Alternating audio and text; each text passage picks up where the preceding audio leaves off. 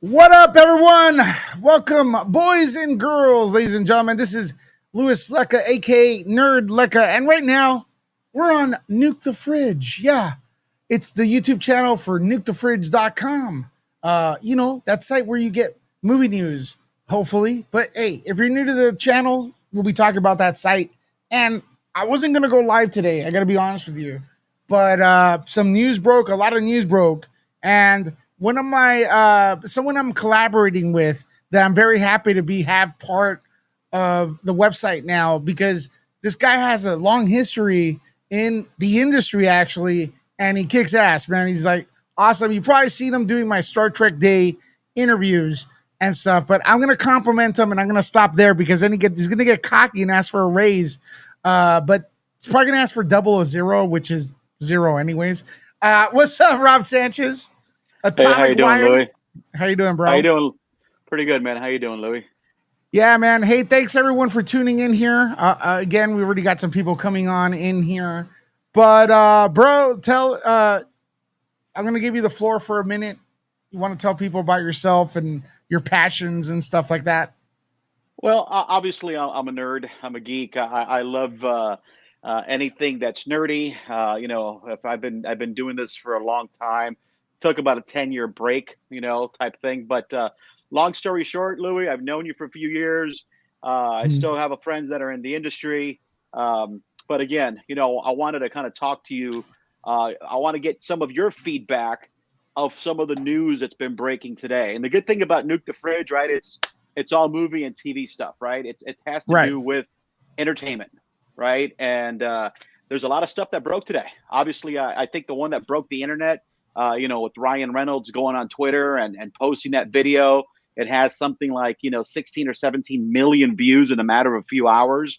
That has totally broken the internet. I think that's kind of exciting for movie fans, for the genre fans, for the people that were hoping to see, Hugh Jackman come back and play Wolverine. Well, let's look at that. Let's look at that, because you wrote a little blurb over here on nukethefridge.com. You guys can go back to it, but let's watch that video together. Do you mind? We could do that. This is this is Rob's. Actually, it's B's article. And you could get these up to date. Yeah. You could get these up to date on nukethefridge.com, and she's a brand new addition to the team as well. Hopefully, the stuff starts getting together nicely, because man, I've been a one person army for a while and stuff like that, and I feel like I lag, and I have so much stuff to give back to the community and stuff once you get this stuff going. A lot of fun. We were at Halloween Horror Nights the other time, but that's enough about this. But let's go to Ryan Reynolds' video real quick here, as posted on nukethefridge.com.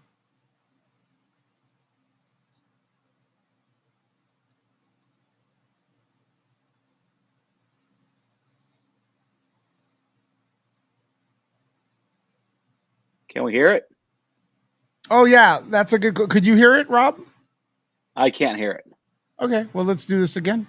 Take two, Electric Boogaloo. That's the beauty of this. Let me do this. All right. Maybe it works better if I put the sound up. But Ryan Reynolds, let me know if you guys could hear it in the chat, please. Sorry, 1 second.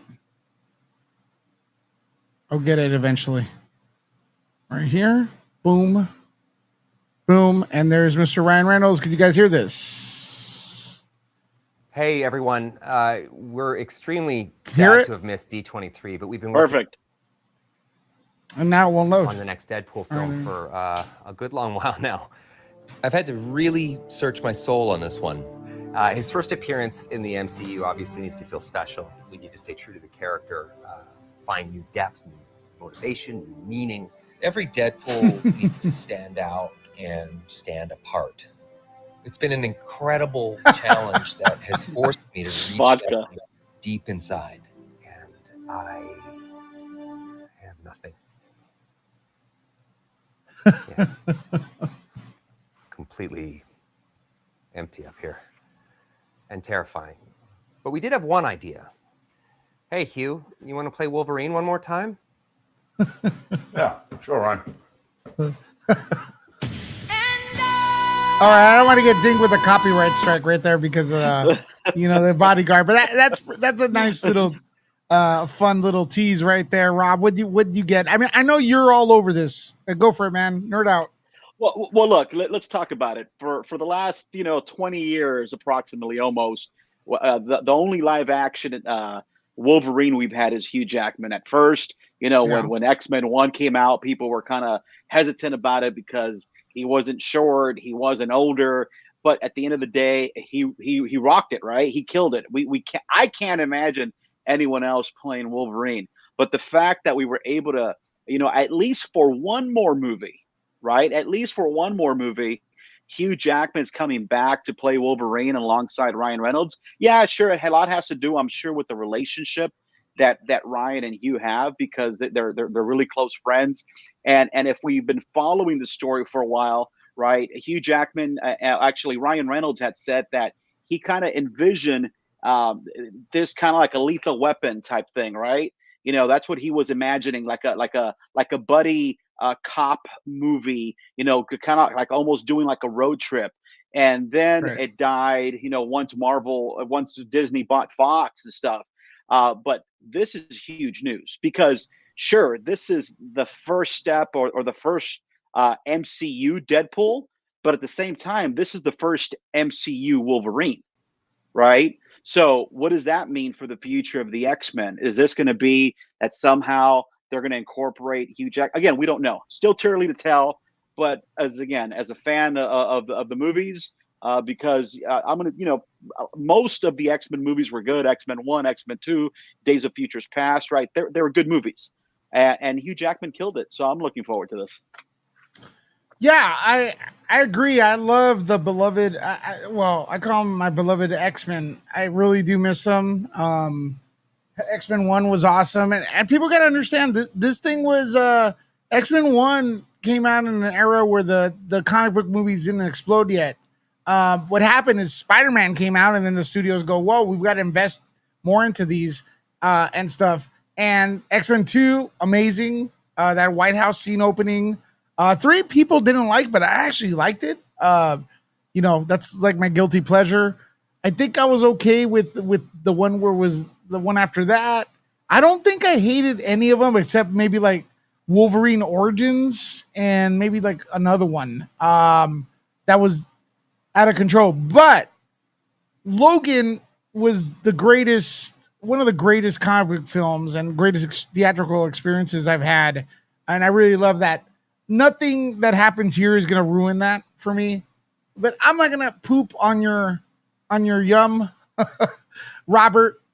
But the MCU is not that interesting to me. But that's just me, and I know people. I don't want to mess it up for other people, and I hope it is good. But Deadpool 2 wasn't that good, and Marvel wasn't that good. But what do you have to say about that? Well, again, everyone is entitled to their opinions, and Louis, Right. you're entitled to yours. But real quickly, before we kind of segue off of this, it's interesting because at first we thought that maybe, or some people thought that maybe Ryan Reynolds was just messing around with the fans. But if you look all over the internet, the trades have picked up on it. Hollywood Reporter has picked up on it. Variety's picked up on it, and even Logan director James Mangold has chimed in. Okay. Yeah. What did he say? And it's interesting here when we look at his.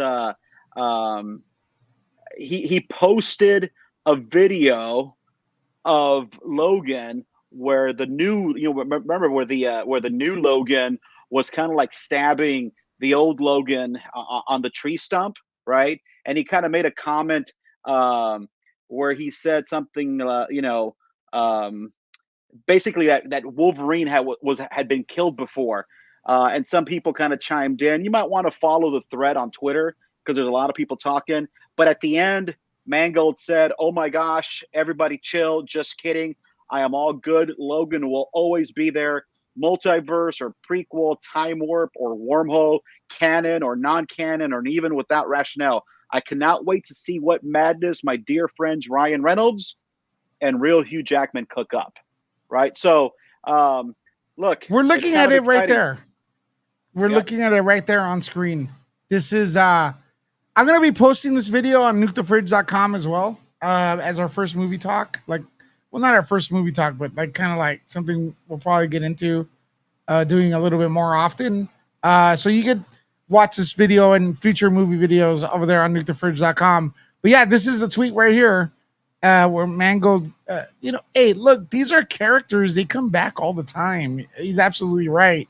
And Mangold's not going to criticize the MCU because he's working for them. He's directing the next Indiana Jones. So I'm sure he's down with it and stuff. I'm 100% sure Bryan Singer gets a cut of this because look, he created this version of Wolverine. Somewhere in the contract, Robert, these guys are getting paid, and they're not going to downplay each other. I think this is going to be fine. It's going to be okay. I just don't think it's going to be earth-shattering like anything. I actually think Indiana Jones is going to be pretty fucking good, though. James Mangold is a great director. I will say that. What do you think? James Mangold is a great director, and I'm looking forward to see what he does with this. Again, I'm going to say that out of the 4 Indiana Jones movies, we got 3 really good ones. I kind of try to forget about the Crystal Skull. Shia, monkeys, swinging through trees like Tarzan. Nuke the fridge, yo. Nuke the fridge, yeah. And that's about the only good thing that came out of that movie was the name of your website, Nuke the Fridge. But look, again, as a fan, I'm truly excited that, you know what? We had this conversation a few weeks ago, Louis, where we talked about, and we actually talked to Will Wheaton about it at Star Trek Day, right? Where we talked about how there's that the nerds, there's no reason to make a Revenge of the Nerds movie, right? Because the nerds won, right? Well, look, the fact that we could argue the fact whether Marvel's good or Marvel's bad. I was listening to your stream earlier today on Popcorn Planet, and I think it was Kim and Andy were talking about, Kim hates, the She-Hulk, right? And I'm like, you know what? That's cool. You could hate it. The cool thing is we have the opportunity to either like it or dislike it. The fact that it's there, it's a good thing, right? We're living in an era that there's so much genre content. Earlier today you were watching the Munsters. I was watching the other Lord of the Rings episode. Earlier this morning I was watching an animated Star Trek show. I mean, there's so much content that we kind of forget where we were 30 years ago, right? A lot of the kids today don't remember that there was a dark time where there wasn't a whole lot of science fiction. But again, I'm excited. I'm looking forward to see what's going to happen. Obviously, we still don't really know. I might be wrong. Who's directing, Deadpool 3, we'll see. Things change. Go ahead. Well, it doesn't bother me that there's content that is related to stuff I used to love and is not on par with what I like. It doesn't bother me at all. So yeah, you bring up good points. It's just, the only thing that Disney does is they preach a lot and they don't deliver. That's it. Just the way the company does PR is a little iffy. But let me bring this up because you kind of alluded to it. 6 years ago, I spoke to Mr. Steven Spielberg, and this is how the conversation went. In case you're wondering what he thought of Nuke the Fridge. Thanks for the inspiration. You're the reason I do this. As a matter of fact, my name on my website is Nuke the Fridge. No kidding. Nuke the Fridge. I love that. That was the best thing to come out of the Nuke the Fridge was the greatest thing to come out of a Crystal Skull. And it definitely was. So thank you. You and Mr. Lucas are the reason I do this. I can't believe I'm sitting next to you. I can't believe that 2 of my movies have created these kind of cultural labels. Jump the Shark and now Nuke the Fridge. It said Nuke the Fridge is the best scene in movie history. Okay.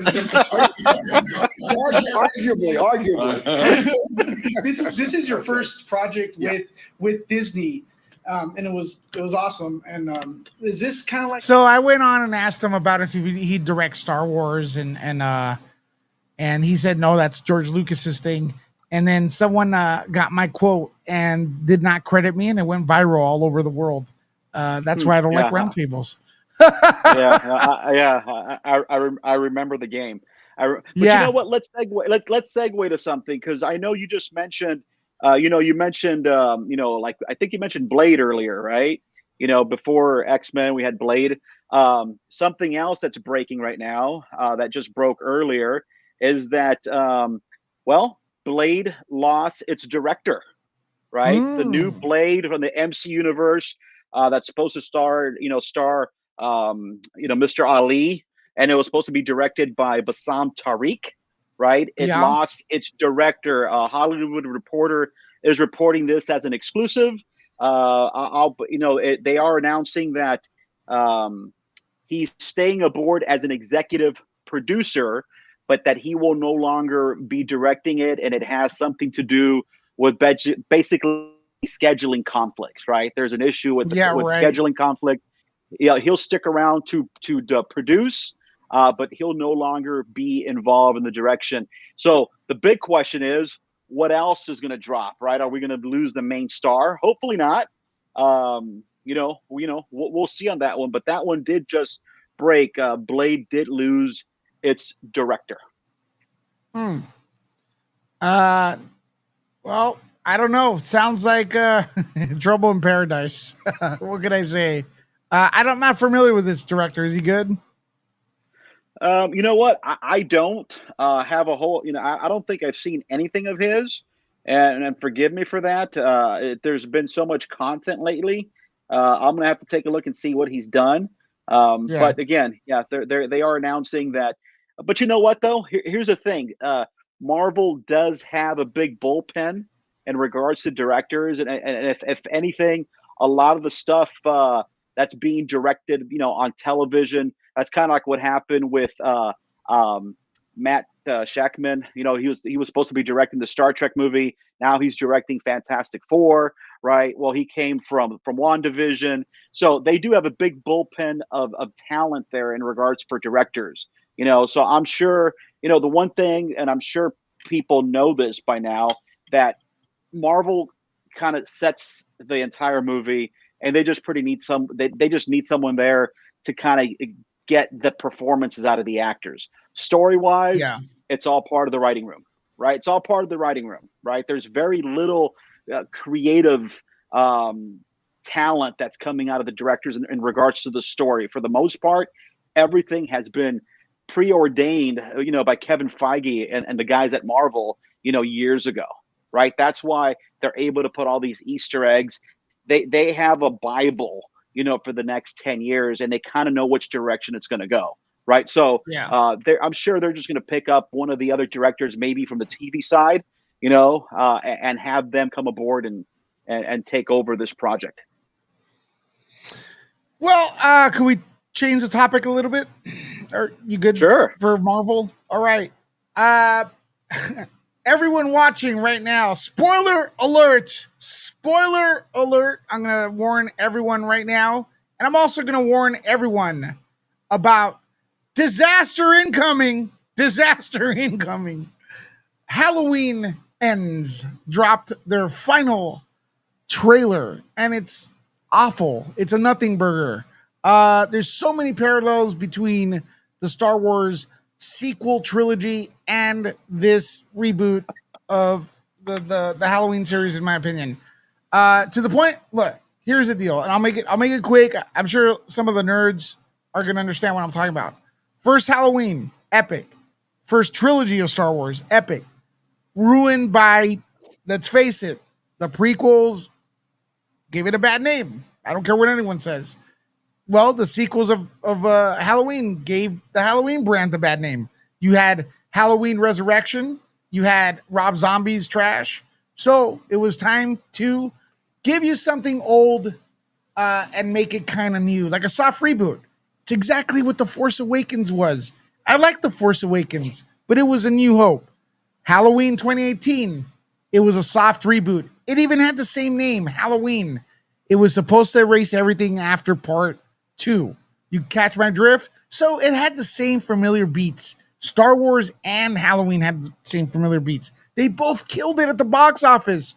Fans were crazy, man. The return of the original characters Wow, right? Star Wars, Halloween, same parallel, right? Then came part 2 of the reboots, The Last Jedi. Oh, broke the fandom, right? Broke the fandom. Look around, it did. Halloween Kills. Wow. What a piece of shit. All right, it was. I'm sorry.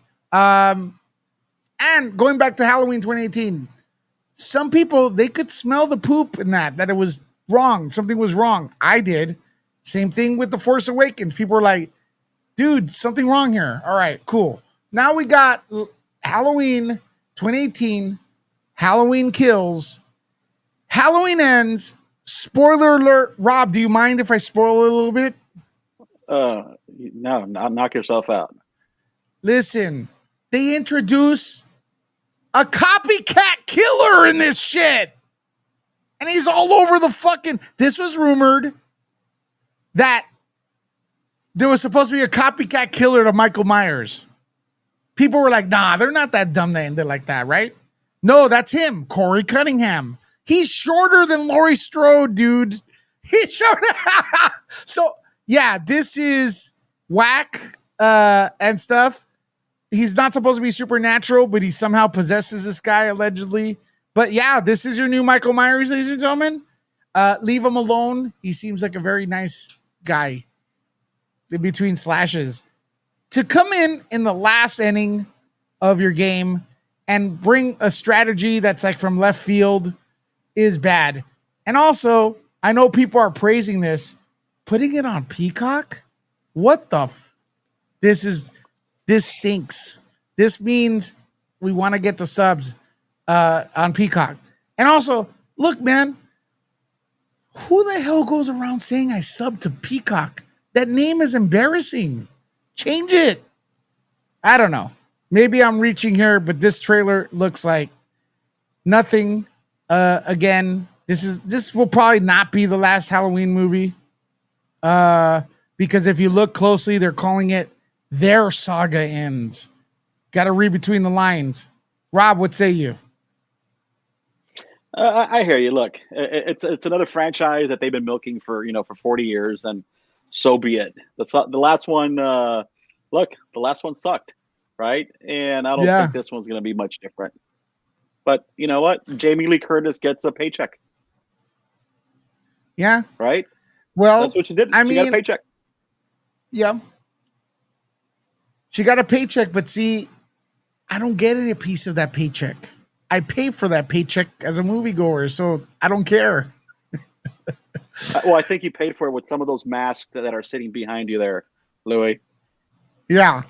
This is from the OG, man. This is from the OG. So you can't see mine are up there as well. Yeah, mine are up there as well. Dude, this is the killer. This is right here, bro. Did you know that?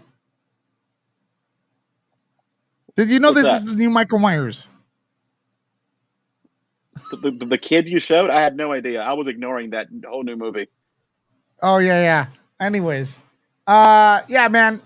Sorry, guys. I just had to throw that in there. I'll probably get a copyright strike for just showing those images. But any other topic, brother? Yes. So listen, while we were at Star Trek Day, right? After the event, and the fine folks at Paramount were nice enough to invite us to hang out at that VIP little reception. We had a whole lot of good times. Show off the whole vibe. We were, totally show off. But something that we had kind of picked up as we were talking to different people, and they were talking to us off the record. And even though it was from the television or the streaming side, right?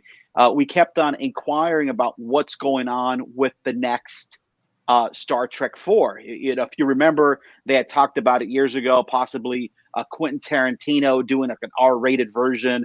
That fell apart. Then Matt Shakman was supposed to do one, and then he went to go do Fantastic Four. And that news broke literally a couple days before we went to that Star Trek event. So we were kind of out there inquiring what was said, what's the belief of these Star Trek folks.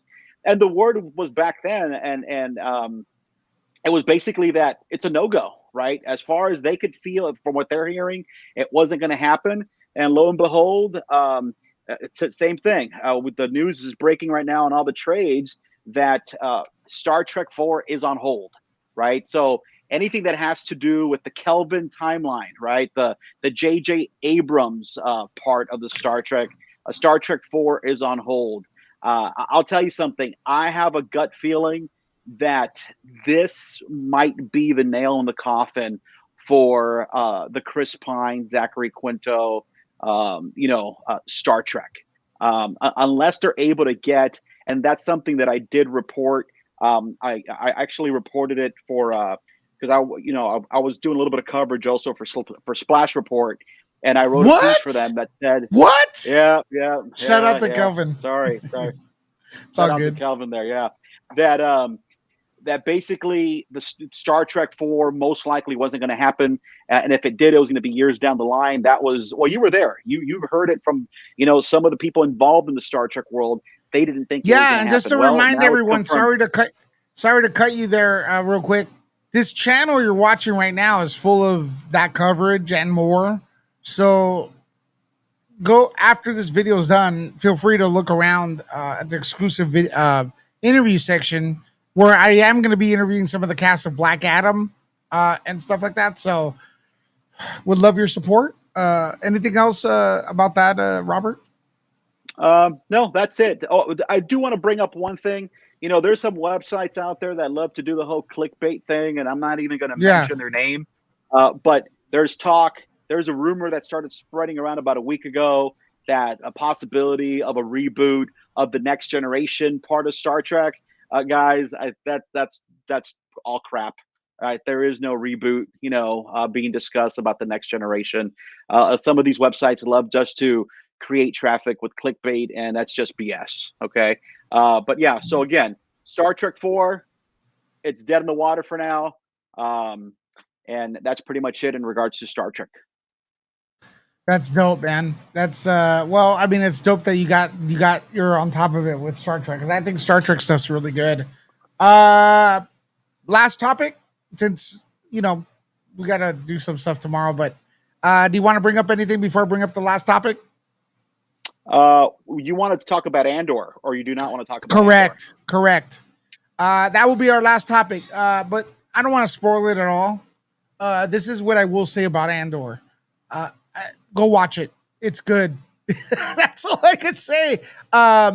Yes, it feels a little bit like Blade Runner, but let's be real. Blade Runner came on after Star Wars, so Blade Runner feels like Star Wars. And don't lie, people. You saw Harrison Ford in Blade Runner, and you ran to the fucking movie theater because you wanted to see more Star Wars. And the people behind Blade Runner, they knew what they were doing with the Harrison Ford casting. Don't lie. Look, also, if it looks a little different than the usual Star Wars, the galaxy's massive, man. And I'm glad they're doing this. And it does feel like Star Wars a lot. And I can't wait for tonight. We'll get into more detail about it later. But what do you think, man?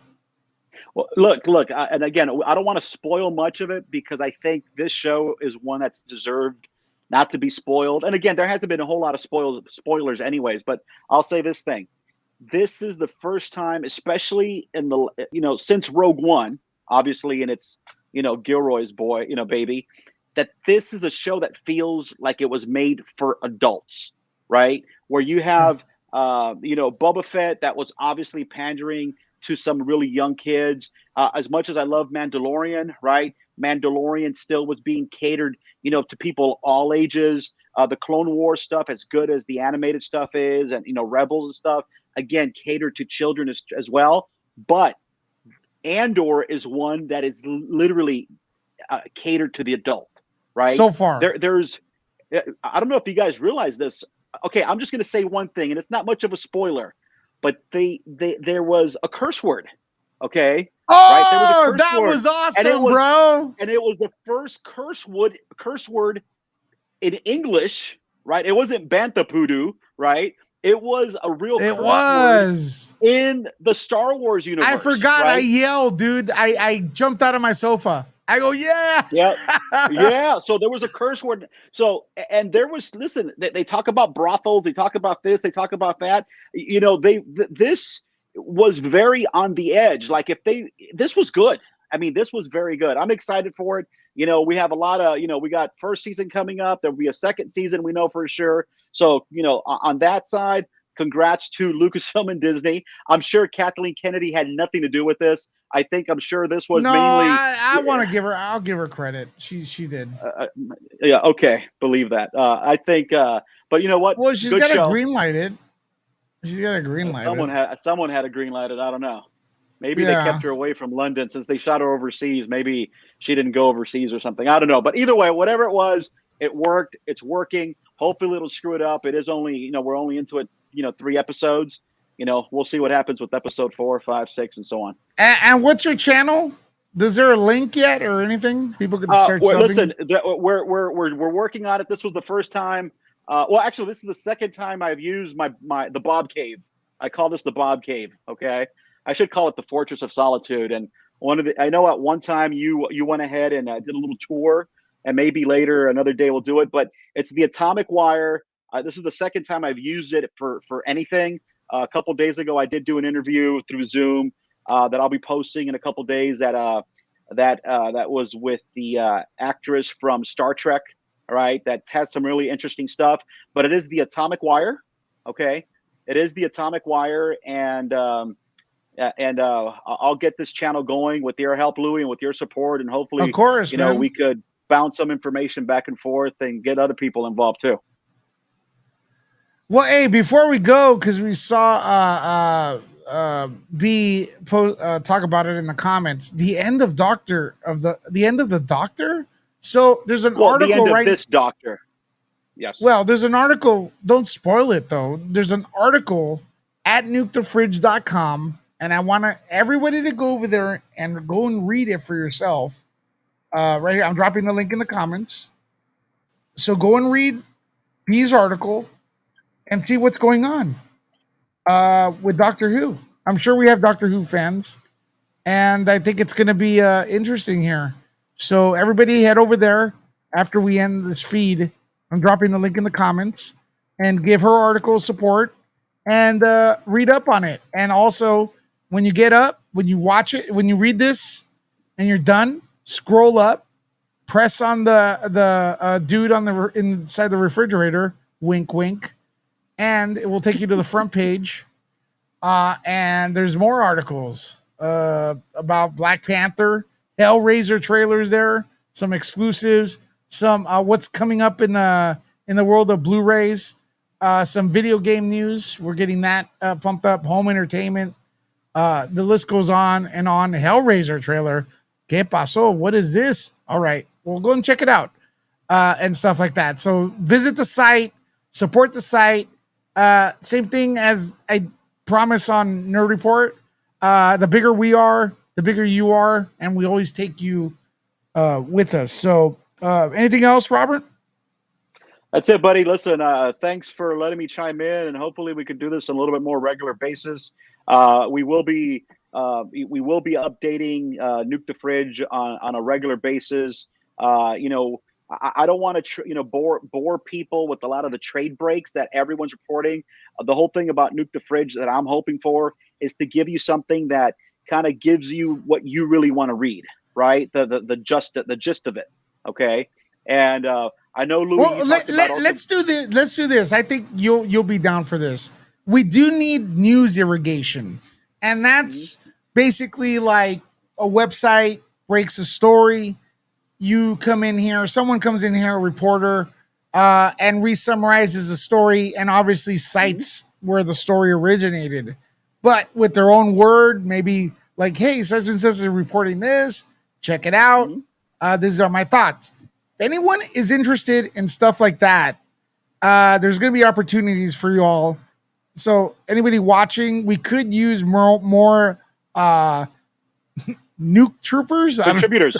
Yeah, contributors. More contributors. And here's the advantage: it's not paid. I'll tell you that right now. But there's perks. There's a convention by your house. Usually, you'll get in because you're part of an established website. You want to work for a bigger outlet, a main, one that's corporate owned. Build your portfolio. You could be on a site where we have legitimate breaking news and legitimate interviews with top-notch entertainment actors or whatever and stuff like that. And we'd love to keep it positive and stuff like that, but your opinion's always welcome. You know, if there's something you don't like and stuff. Oh, Joker casting news. All right, I gotta read my own site, but not just kidding. I do know about that. But yeah, so if that's something you guys want to do in the future, keep that in mind. And we're gonna be dropping the email where you guys could inquire about it. So Robert, thank you very much, bro. We good? Anything else? Thank you, buddy. And just last thing, if your readers and viewers are interested, let them let you know that maybe a little bit of music coverage. You know, I know you like your music and you like covering. Yeah, some events, absolutely. There's gonna be a variety of music. Posting some more. Yeah, you know, stuff from Coachella or local shows here in LA or Stagecoach, whatever it might be, just to give people some wrap ups and some information that's what's going on. Okay. Yeah. Alrighty, sir. Sounds great. Talk to you later. Good.